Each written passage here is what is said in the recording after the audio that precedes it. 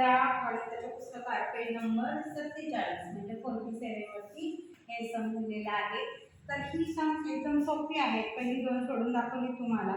Feeling the boxes मधलं मी एक सम तुम्हाला इथे फक्त उदाहरण दाखवत सांगते आणि नंतर आपण पुढे जाऊ। 99 आणि इथे दिले 12 आणि 87। तर यांचा संबंध काय आहे? तर ह्या दोन्ही संख्यांची बेरीज 99 म्हणजे 12 आणि 87 यांची जर प्लस केल्यानंतर तर काय होतं? आन्सर येतं 99। आणि मग या 99 मधून एकदा -12 करायचे आणि एकदा -87 करायचे। अशा प्रकारे आपल्याला याच्यावरून एका बेरजेच्या गणितावरून दोन मायनसची गणित तयार करता येतात। म्हणजे एका प्लसच्या समवरून मायनसचे दोन सम आपल्याला तयार करता येतात। ते कसे ते आपण पाहूया।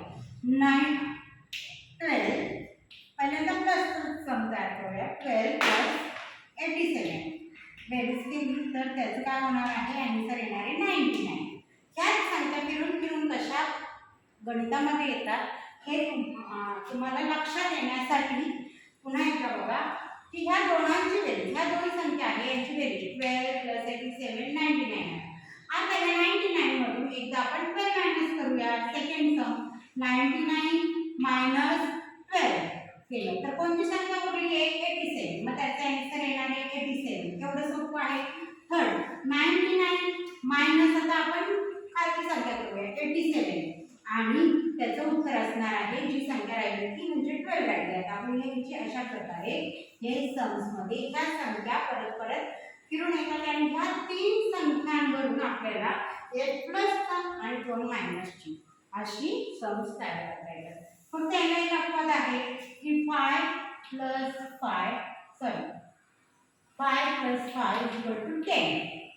तर 10 मधून 5 मायनस केले तर 5 राहतात। हे एकमेव सम आहे याच्यात प्लसचं एकच सम होतं, मायनसचं एकच सम होतं। प्लसचं तर एकच होतं पण मायनसचं एकच होतं, दुसरं सम होत नाही। परंतु इथे जर 6 + 4 =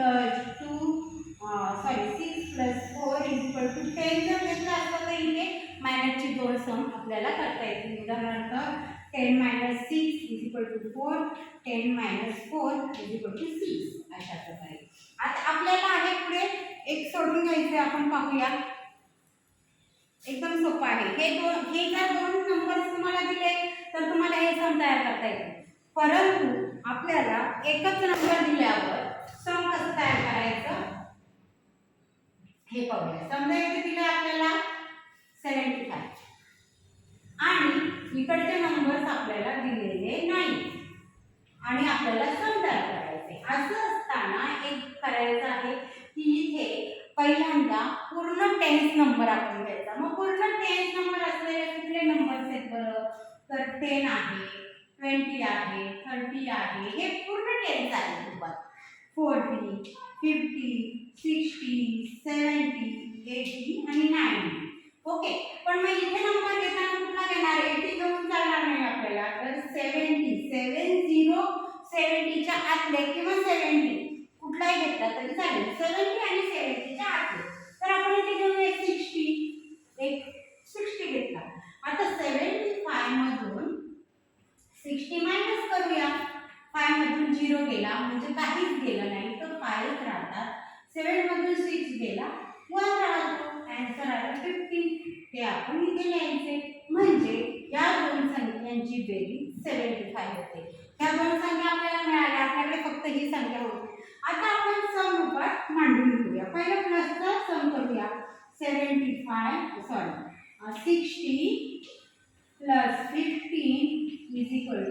75। हे झालं आपलं प्लसचं चिन्ह। ह्या दोन नंबरचा आन्सर हे येतं जेव्हा आपण ॲडिशन करू तेव्हा। आता आपल्याला या एका ॲडिशनमध्ये दोन मायनसची म्हणजे सबट्रॅक्शनची दोन उदाहरणं तयार होतात। ती कशी? तर 75 मधून एकदा वरचा नंबर मायनस करायचा आहे, या 75 मधून एकदा खालचा नंबर मायनस करायचा आहे।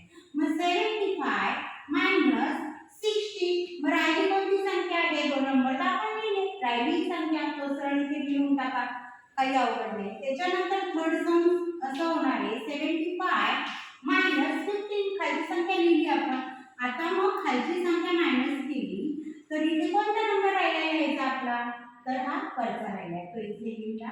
अशा प्रकारे आपल्याला 1 प्लसचं आणि 2 मायनसचे सम्स आपल्याला करता आले. आता नेक्स्ट पुढे पाहूया की आपल्याला काहीच दिलेलं नाही आहे. आपल्याला आता गणितामध्ये काहीच दिले नाही, फक्त ब्रॅकेट आणि गोल दिले. त्यावेळेस काय करायचं? इथे फक्त गोल दिलाय, इकडे गोल दिलाय, इकडे गोल दिलाय आणि खाली पण नुसते ब्रॅकेट दिले. Plus is equal to second minus मायनसचे 2 सम्स असतात होतात एका प्लसच्या सममध्ये, म्हणून आपण हे करणार. आता इथे एकदम सोपं आहे. जेव्हा असं सम सोडवायला येईल तेव्हा एकदम सोपं आहे. तुम्हाला पाहिजे ती कुठलीही 2 डिजिट नंबर तुम्ही घ्यायचा आहे. 10च्या वरचा घ्या, जेणेकरून चुकायला होणार नाही. हां, 10 घेतला तर सांगितलं, कारण तिथे एकच मायनसचं सम होतं तयार, 2 मायनसची सम होत नाही, मग इथे तुम्ही चुकाल. म्हणून 10च्या 11च्या पुढचा कुठलाही 2 डिजिट नंबर घ्यायचा आहे. आता समजा मी घेतलं इथे 83 घेऊया. 83 घेतला. मग मगाशी सांगितल्याप्रमाणे आपल्याला जो पहिला नंबर घ्यायचा आहे तो पूर्ण 10 पहिला एक नंबर घ्यायचा आहे. आता यातला मी समजा चूज केला 50 आणि मग मी इथे लिहिला 50. तर मला पहिल्यांदा काय करावं लागेल? 83 मायनस 50. एकदम सोपं आहे. युनिट मधून युनिट घालवायचे, म्हणजे 3 मधून 0 गेले. 0 म्हणजे काहीच जात नाही, म्हणून तो नंबर तसाच लिहिला. तर 10 मधून 10 घालवायचे, 8 मधून काय गेले? राहिले 3. म्हणजे हा नंबर आपल्याला इथे खाली लिहावा लागेल. आता 3 नंबर आपल्याला आले, त्यामुळे पुढचं गणित लिहिणं आपल्याला एकदम सोपं होणार आहे. या 2 नंबरची बेरीज करायची आहे, त्याचं उत्तर 83 येणार. मग 50 plus 33 is equal to 83.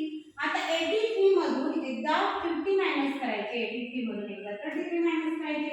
83 minus 50. मग राहिली कुठली संख्या आपली लिहायची? 33. ती लिहून टाकली डोळे बंद करून, काही करायचं नाही. त्याच्यानंतर 83 मधून खालची संख्या म्हणजे 33 मायनस केली. मग आपली राहिली कुठली संख्या लिहायची? वरचा नंबर लिहायचा राहिलाय, तो इथे लिहून टाकला. अशा प्रकारे एकदम सोप्या पद्धतीने आपण हे सम करू शकतो. एका बेरजेच्या गणितामध्ये 2 वजाबाकीची गणितं होतात, एका प्लसच्या सम्समध्ये आपल्याला 2 मायनसच्या सम्स करता येतात. हा याचा सहसंबंध आहे. हा लक्षात घेऊन आपण गणित न सोडवता ह्या 3 नंबर्सवरून ही उदाहरणं अशी तयार करू शकतो. धन्यवाद. आले का चांगलं?